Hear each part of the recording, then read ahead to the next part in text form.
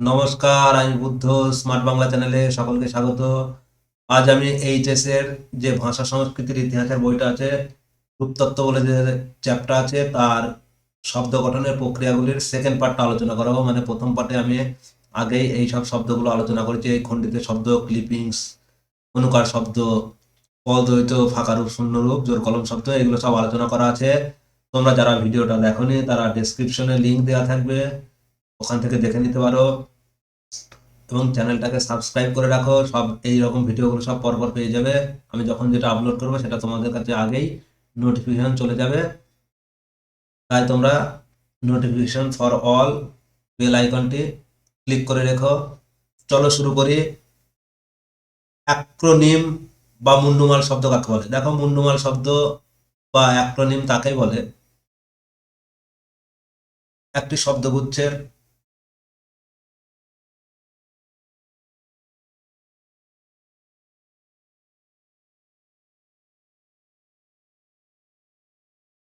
মাথা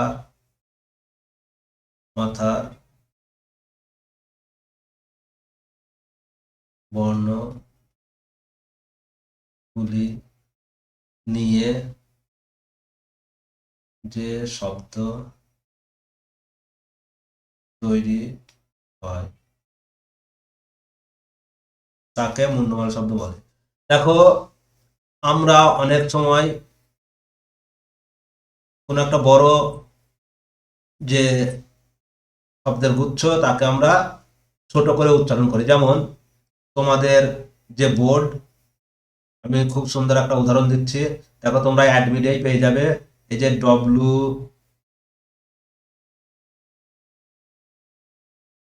ওয়েস্ট বেঙ্গল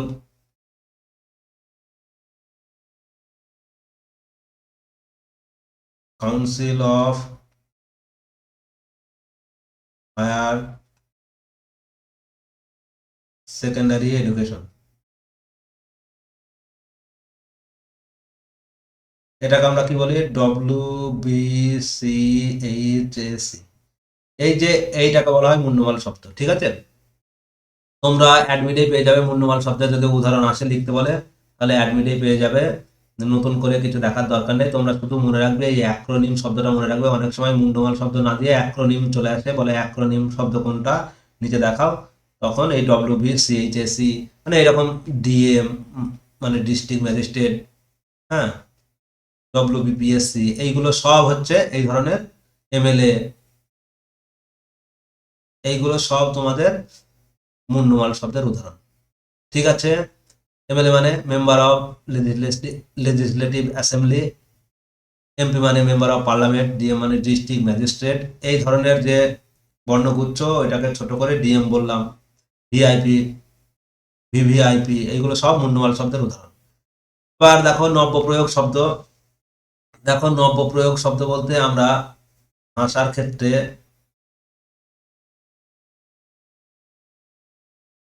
অনেক নতুন নতুন শব্দ ব্যবহার করি,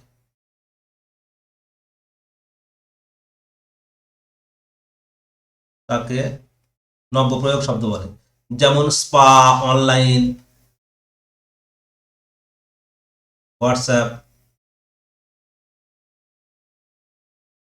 ঠিক আছে? এই ধরনের ফেসবুক, টুইটার, এই যে নতুন নতুন শব্দ এখন, এক্স, টুইটার তো নেই, এই যে নতুন নতুন শব্দ আমরা ব্যবহার করছি, সেটাকেই বলা হয় নব্যপ্রয়োগ শব্দ। বডি কিওর, পেডিকিওর, মেডিকিওর, যা কিছু আছে সব নব্যপ্রয়োগ শব্দের মধ্যে চলে আসবে।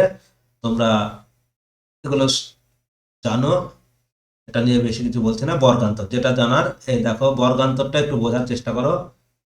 দেখো, বর্গান্তর কাকে বলে? বর্গান্তর তাকেই বলা হবে,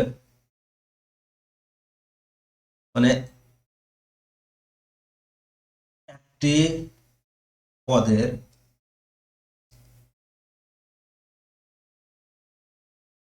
দুই রকম চেহারা, ঠিক আছে? বা দুই রকম ব্যবহার, বা দুই প্রকার ব্যবহার। কি আমি বললাম, সে খুব অহংকারী মেয়ে। এই যে এই মেয়েটা বিশেষ্য পদ, এর বিশেষণ হয়ে গেল অহংকারী। কারণ এই বিশেষ্য পদটাকে বিশেষিত করছে অহংকারী দিয়ে, তাই অহংকারী মেয়ে হয়ে গেল। সেটা এক্ষেত্রে এই অহংকারী পদটা বিশেষণ হিসেবে ব্যবহার হয়েছে। এইবার আমি এই অহংকারী পদটা দেখো বিশেষ্য হিসেবে ব্যবহার করি। দেখো অহংকারী,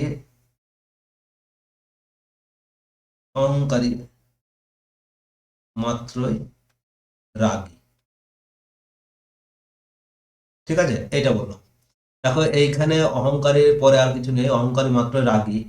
এই যে অহংকারীটা এখানে বিশেষ্য পদ হিসেবে ব্যবহার।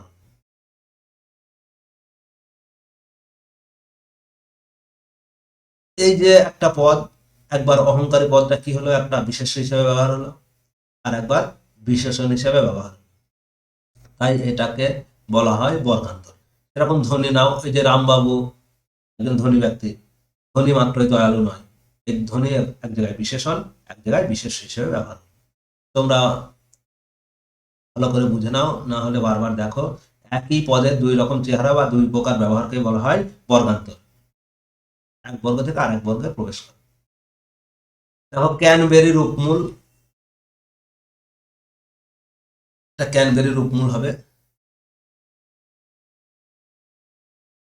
এটা এমন এক ধরনের রূপমূল যার, এটা পরাধীন লেখা, পরাধীন, এমন এক ধরনের পরাধীন রূপমূল যার নিজস্ব কোনো অর্থ নেই, কিন্তু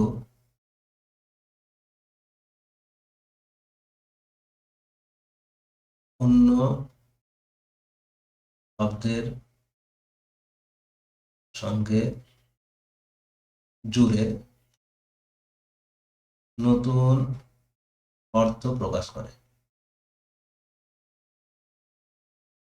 তাকে ক্যানবেরি রূপমূল বলে।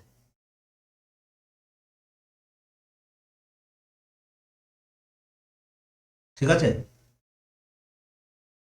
যার নিজস্ব কোনো অর্থ নেই কিন্তু অন্য শব্দের সঙ্গে জুড়ে নতুন অর্থ প্রকাশ করে, বা একটি শব্দকে আর একটা শব্দের সঙ্গে পৃথক করে, বা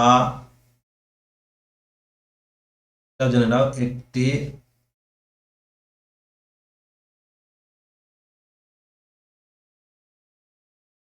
শব্দকে অন্য শব্দ থেকে